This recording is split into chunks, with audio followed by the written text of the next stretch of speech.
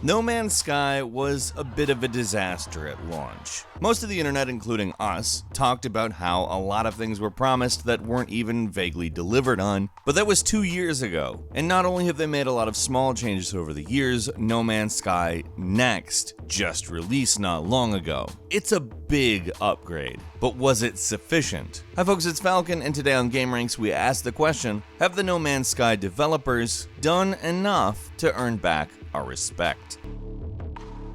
So to start out, let's just go ahead and say this. No Man's Sky wasn't the worst game ever made, and it wasn't necessarily the quality that made everybody bad. It was the expectation that the No Man's Sky developers, Hello Games, worked pretty hard to build. They made a lot of promises through the years that we detailed in our video about it that they flat out shouldn't have made, and I don't want to diminish that up front. I don't want to pretend that that didn't happen just because they've done a large amount of work in the way of undoing that. And they have. That's what we definitely do have to acknowledge here. They have done that work. But the question we're tackling today isn't have they done work, it's have they done enough work. So let's dive in. So let's just go ahead and say this. There wasn't base building in the original game. It has been something that they've added gradually, but the No Man's Sky Next base building update is pretty big. For one, it's much more streamlined. I don't know if you've seen the sort of creative approach that people have been able to take in the next update, but it's so much more. It's difficult to detail all the minute changes, but the results that we've been seeing in No Man's Sky compared to before the update,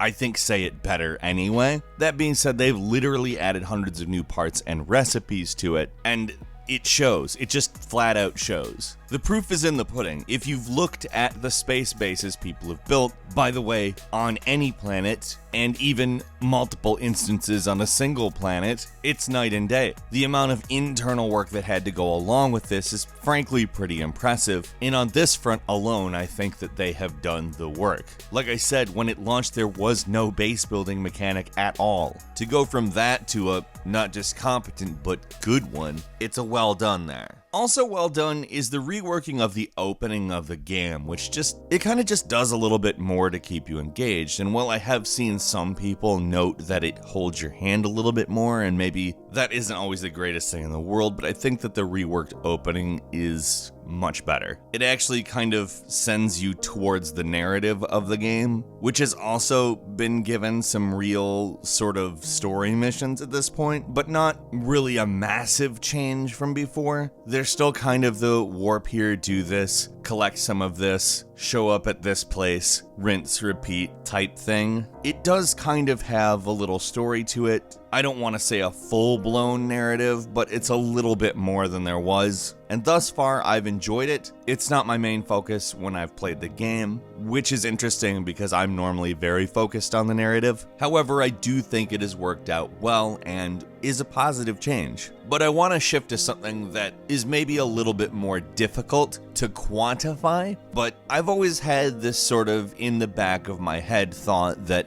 it would be really nice to be able to go into third person in No Man's Sky. I like third person games just a little bit more than I like first person. I'm not saying that one is inherently better than the other. There are first person games that I like better than most third person games. But as this is a creative game as much as it is an explorative game, third person can kind of give you a sense of scale that first person is a little bit harder to. And adding the ability to go into third person did more than even I probably thought it would, and everybody here at gameranx is kind of in that same boat. It did so much more in the quality of life area in the game. It just brings a sense of scale and life to it that is perhaps a little bit hard to explain on account it brings up the full first person versus third person debate, and that's not really why I'm bringing it up, because I still play the game in first person too. Having the option, I think, opens up your sort of sense of the world around you just a little bit more, because your eyeballs function in first person, obviously, but you have a much wider field of view and more situational awareness in real life than in a game. Third person can lend a little bit of that, and it's helpful as you're building, and in more than a couple of other situations too. And given we're talking about seeing, let's just talk about the visual updates for a second. Seeing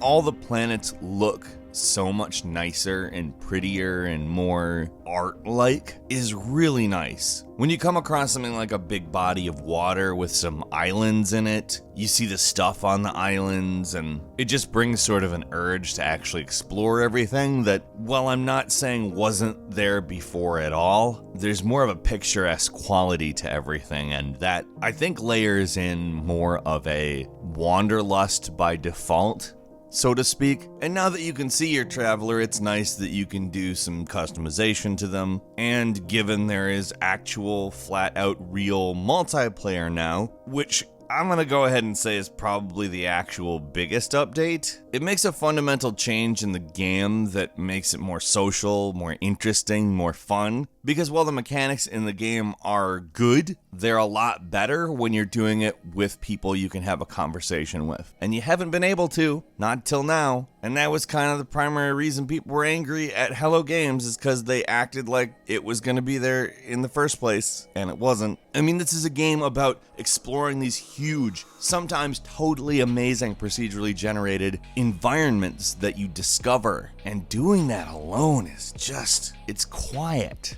and lonely in a way that just calls out to have multiple people there with you. And I understand that that's kind of the point of the game. It's kind of the idea to remind you that you're this tiny little, basically, speck in a massive universe, and that maybe is part of the beauty of the game. I fully recognize that, and I don't want to diminish that, because I think that that is something that is not explored enough in games. That was kind of part of what excited me in the first place about it. But at some point, it's just better to do it with friends. It doesn't fundamentally change the feeling of being small, of being insignificant in a much larger universe that goes on and on whether you explore it or not. But to have other people with you as you do it, it stresses that being a speck actually isn't the worst thing. And I know that they're not trying to paint it as a bad thing, but an open, empty void of nothing that goes on forever, it can be a little oppressive. And again, that's the point. But taking that on together just brings a dimension to this game that I think we kind of all expected to be there in the first place. I do kind of want to say that this is the game No Man's Sky should have been when it was originally released, partly because of a lot of things that the developers said in promotion of the game, and partly because I think that this game is superior in every single possible way to the original release. That being said, if you look around the internet, No Man's Sky Next has not only brought in lots of new players. A lot of the players who bought the game at the start and just plain weren't happy with it seem to be enjoying it too. Whether it's on Twitter, on the various gaming communities, or even on Reddit, where there's an extremely active and dedicated community in the No Man's Sky subreddit, everyone seems to think that this is a significant update. It seems to go doubly for people who like the game. People who liked the game before this massive update seem to think that it is just finally the fulfillment of the potential of the game. And I have to agree, because this is a game that when we first saw it, there was just mounds of potential. That was the whole reason everyone was interested in it. And to see it finally edge closer to that,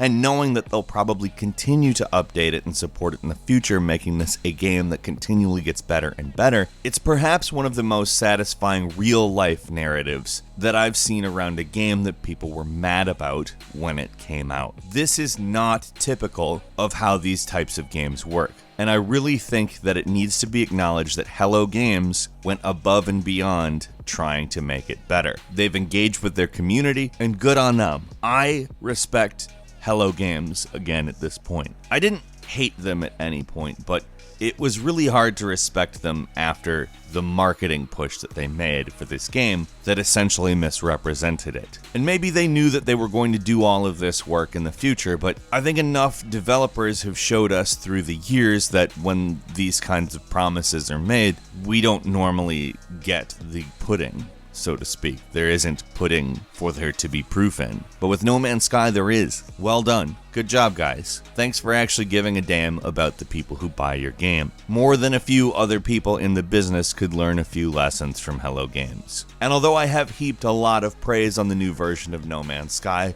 it's not without flaw, and there's certainly more things they can add to it. That's partly my excitement about the game is that they are now actually in the position where there is positive momentum behind that happening. It's not trying to bring people back, it's trying to give the people more of what you said you were going to give them in the first place. And that's exciting. No Man's Sky players, what have you seen in this update that just has you more excited to play this game? Or do you disagree with me? Do you think it's still not enough? Either way, leave us a comment, tell us what you think, and if you like this video, please click like. If you're not subscribed, now's a great time to do so. We upload brand new videos every day of the week, and the best way to see them first is, of course, a subscription. As always, we thank you very much for watching this video. I'm Falcon. You can follow me on Twitter @FalconTheHero, and we'll see you next time right here on gameranx.